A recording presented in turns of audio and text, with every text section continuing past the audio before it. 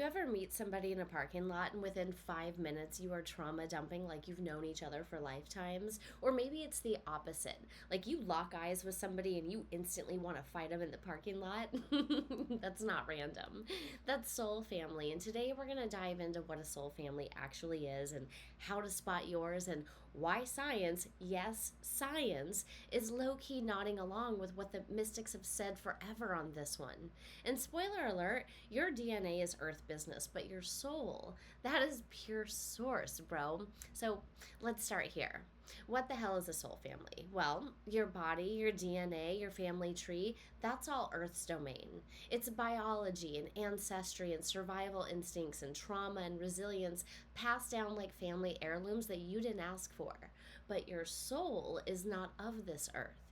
Your soul is a fragment of source, of that infinite consciousness that's just out there bumping along, humming along in the universe. And your soul family, they're the other shards of light cut from the same stained glass window. So imagine walking into a cathedral and the light all streaming in it as source. And then it hits the glass and refracts into infinite colors and flickers. Each shard is a soul, unique, but still a part of the same design. And so that's you and your soul family. And sometimes they show up as best friends, and sometimes as lovers, and sometimes as the person who annoys the holy hell out of you at work but forces you to grow.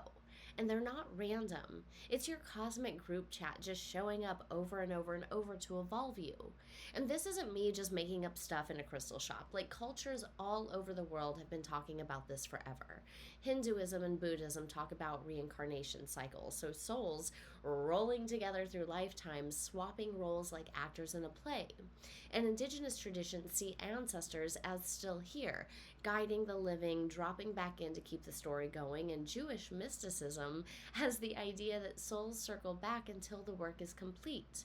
So even Plato talking about the soul splitting and then spending lifetimes seeking reunion. And then Jung, bless his Swiss little heart, gave us the collective unconscious, that invisible field where we're all plugged in. So different language, but same truth.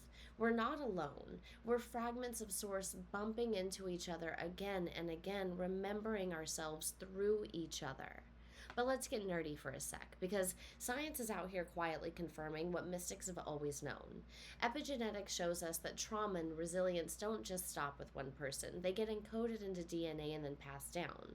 So you're not just carrying grandma's cheekbones, you're also carrying her hunger and her survival instincts and her stress hormones. Like my own grandma grew up so poor that she never had dolls, and now her house looks like a porcelain sorority. Hundreds of dolls staring at you from every corner. And that's her nervous system saying that we'll never do without again. And that's epigenetics. And guess what?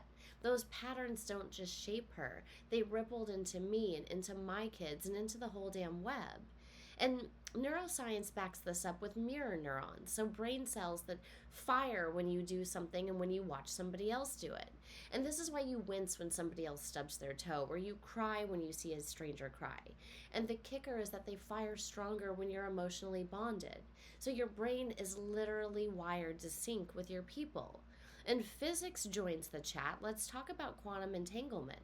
So when two particles connect, they stay connected no matter the distance. So if you change one, the other responds instantly, faster than light.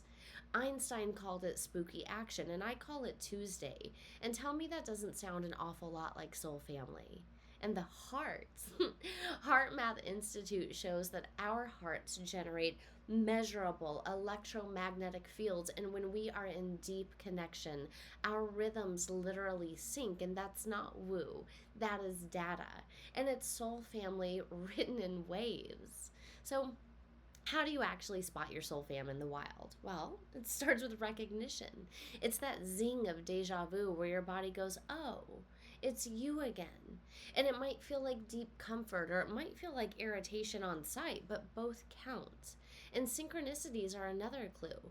Running into them constantly, hearing from them the moment you think of them, or that weird perfect timing. And then there's the intensity. Like, soul family doesn't enter quietly, they crash in. You either want to braid their hair immediately or you want to throw a drink at them.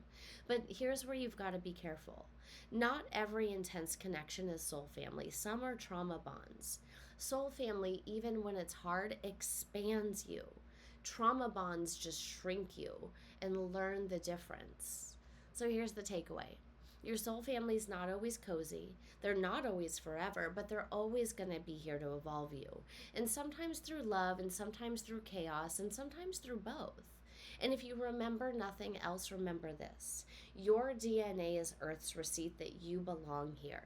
Your soul family is Source's reminder that you're never alone during all of this. And as much as we want it to be neat and pretty, Soul Family is not the Hallmark Channel. They're HBO. They're messy and dramatic and heartbreaking and hilarious, and there's plot twists that you didn't see coming, and yet it's the show that shapes you into what you're meant to be.